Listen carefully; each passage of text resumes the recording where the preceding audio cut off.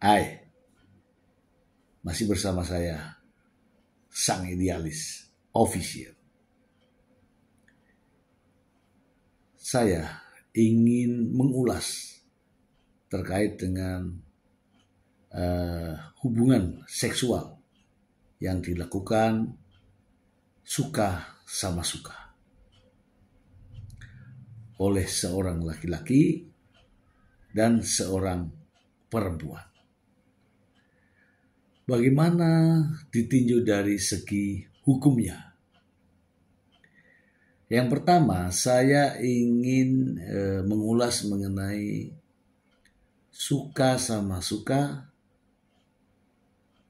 bagi orang dewasa. Ya, di sini adalah pacaran. Suka sama suka, laki-laki dan perempuan, kemudian mereka pacaran, kemudian melakukan hubungan persetubuhan.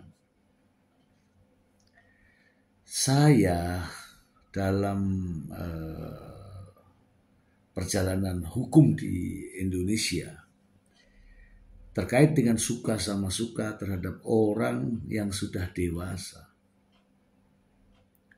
belum pernah ada hukumannya. Ya. Dari undang-undang manapun tidak ada penjelasan mengenai hubungan suka sama suka yang usianya sudah dewasa. Katakanlah mereka pacaran. Tidak ada aturan hukum yang mengatur tentang hal ini. Itu satu. Yang kedua, suka sama suka. Tetapi salah satu di antara keduanya, antara pria dan wanita, masih terikat suami istri. Misalnya ya, antara A dan B. A ini sudah menikah dengan C. Ketika hubungan A dan B ini namanya zina. Demikian juga antara A dan B. B ini menikah dengan C. Artinya di antara keduanya melakukan zina. Atau A dan B berhubungan. Kemudian A sudah menikah dengan C, B menikah dengan D. Ini namanya zina. Dalam perbuatan ini, keduanya bisa dijerat dengan pasal 284 KUHP. Ada hukumnya, hukum pidana, hukum perzinahan.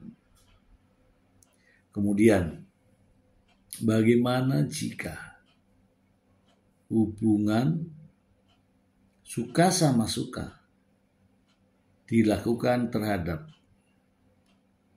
anak di bawah umur oleh orang dewasa? Perempuannya di bawah umur, laki-lakinya dewasa. Ini masuk kategori perlindungan anak. Ya, perlindungan anak. Atau sebaliknya, hubungan suka sama suka, wanita ini dewasa, laki-lakinya anak di bawah umur. Itu juga kategorinya adalah perlindungan anak. Ya, perlindungan anak. Mana yang lebih diperhatikan? Ya, yang di bawah umur.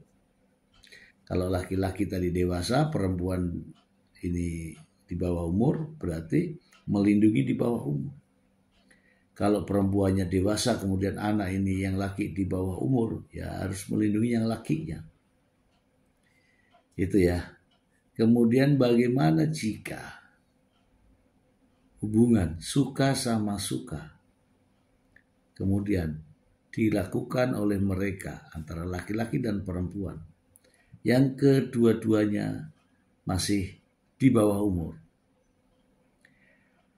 Undang-undang perlindungan anak dibuat untuk melindungi anak. Nah, kalau anak-anak ini masih di bawah umur, artinya yang mana yang pantas untuk dilindungi? Yang laki-laki atau yang perempuan? Nah, kalau yang perempuan ini di bawah umur ini melaporkan, bisa diproses, ya, perbuatan persetubuhan terhadap anak di bawah umur, sama-sama di bawah umur, tapi berdasarkan atas suka sama suka. Maka terhadap yang laki-laki di bawah umur tadi ini bisa diproses atas pengaduan wanita dan orang tuanya yang juga di bawah umur. Ya, itu suka sama suka. Kemudian bagaimana jika ada hubungan suka sama suka, tapi dilakukan oleh mereka yang sejenis? Bisa juga laki-laki dengan laki-laki, bisa juga perempuan dengan perempuan. Itu namanya penyimpangan seksual. Ya, kalau ada perempuan dengan perempuan, kalau laki-laki dengan laki-laki, itu namanya penyimpangan seksual. Itu kalau dilakukan dengan suka sama suka. Bagaimana jika dilakukan atas paksaan? Banyak, ya banyak. Seorang yang dewasa memaksa yang di bawah umur, berarti pemerkosaan kan? Ini juga bisa dikenakan terhadap perlindungan anak. Ya. Kemudian ada seorang yang sama-sama bukan di bawah umur, dewasa, kemudian cara melakukannya memaksa. Itu juga pemerkosaan.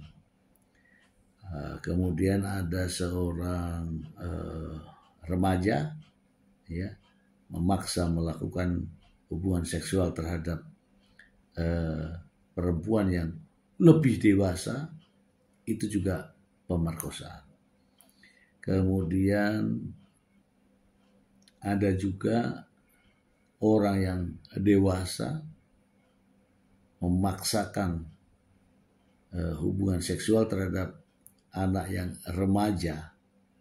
Ini katakanlah ini yang perempuan dan ini yang laki yang masih remaja ini. Ini juga perlindungan anak. Jadi semuanya ada konsekuensi hukumnya.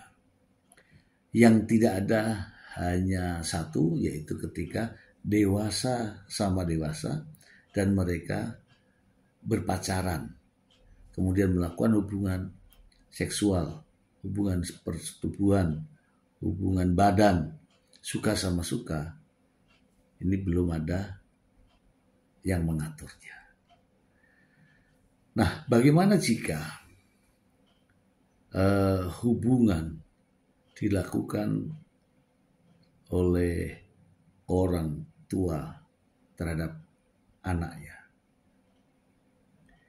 Itu masuk kategori perlindungan anak. Jadi ketika orang tua melakukan hubungan suami istri terhadap anak kandungnya, maka itu perlindungan anak. Saya belum menyebutkan mengenai pasal dan sebagainya, ya, pasal dan hukumannya. Itu hanyalah salah satu bentuk hubungan suka sama suka. Saya membuka ruang untuk konsultasi. Silakan hubungi nomor telepon di bawah ini.